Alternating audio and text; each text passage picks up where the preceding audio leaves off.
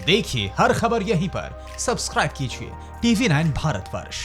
कुशांत किशोर जी, इतिहास तो सब कुछ देखता रहा है और रामलला भी सब कुछ देखते रहे हैं। अब देखिए किस तरह से जो बयार है वो कभी इधर से बहती है तो कभी उधर से। अब कांग्रेस पार्टी 11 ईंटें भेजने वाली है चांदी की, ये जो पूजा अर्चना होगी उसके लिए। तो ये हृदय परिवर्तन क्या जो हकीकत है सामने दिखाई दे रही है उसको लेकर है? नहीं, भगवान राम सबके हृदय में बसे हुए हैं और सब अंदर से राम भक्त हैं।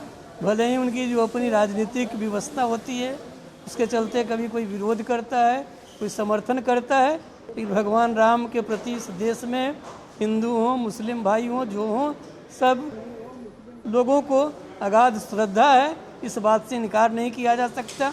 हम लोग राम भक्त हैं और सभी राम भक्तों का स्वागत करते हैं। जो इस आंदोलन में, इस मंदिर निर्माण में जो लोग भी साथ आ रहे हैं, शुभ मुहूर्त जल्दी से जल्दी तय हुआ है, सब में सब लोगों को साथ आना चाहिए। मंदिर निर्माण के कार्य को आगे बढ़ाना चाहिए। यही इस देश की मानसिकता है, यही इस देश के जन जन की पुकार है। इतना ही मैं कहना चाहूँगा। धन्यवाद। सूर्य नारायण चंद्रांशु जी आप कुछ कहना, चंद्रांशु जी कुछ कहना चाहते हैं? जी बिल्कुल, मैं एक बात कहना चाहता हूँ।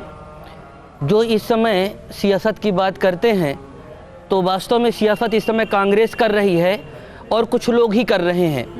देश के प्रधानमंत्री वो बाद में हैं, पहले उनका जन्म एक हिंदू परिवार में हुआ और आस्था के केंद्र कहीं भगवान राम रहे हैं।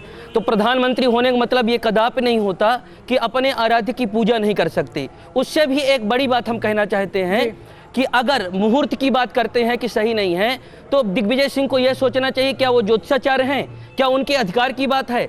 इस बात पर पूरी कहीं बात स्वरूपानंद सरस्वती भी सवाल उठा चुके हैं। स्वरूपानंद सरस्वती का भी चेहरा है, चाहे स्वरूपानंद सरस्वती हो चाहे कंप्यूटर, बिल्कुल वो नहीं जानते। उनको अगर जानते हैं तो मैं बता दूं काशी विद्वत परिषद और अन्य सभी लोगों ने उनको चैलेंज किया है। उनको आकर के डिबेट में शामिल होना चाहिए, उनके साथ बात करना चाहिए कि मुहूर्त सही है कि गलत है। मैं एक बात फिर स्पष्ट कर दूं, आप इस पर प्रतिक्रिया दे दें।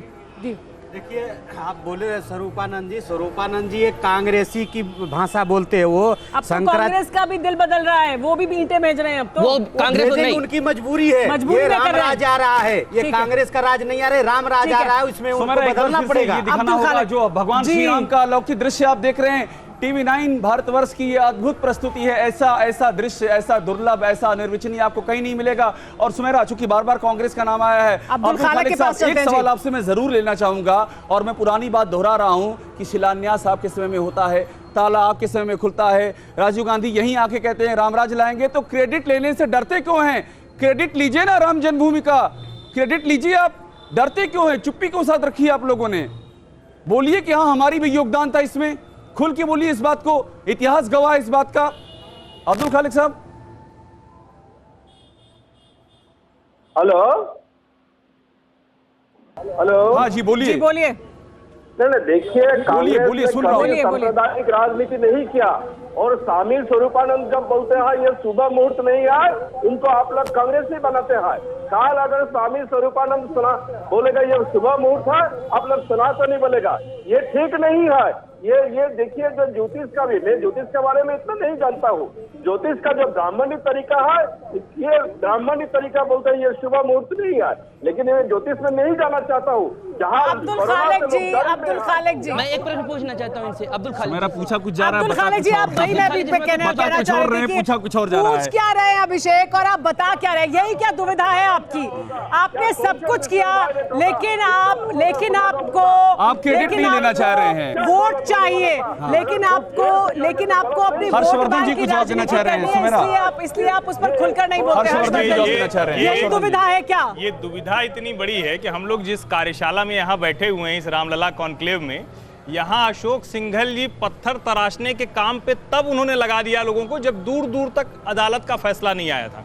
और कांग्रेस की सरकार या कांग्रेस के नेता 1989 में जब कहते हैं कि हम अपना चुनावी अभियान शुरू करते हैं, चुनाव हार गए और उसी के साथ रामलला ठंडे बस्ते में चले गए। तो ये जो सुविधा की राजनीति है, ये कांग्रेस का संकट है।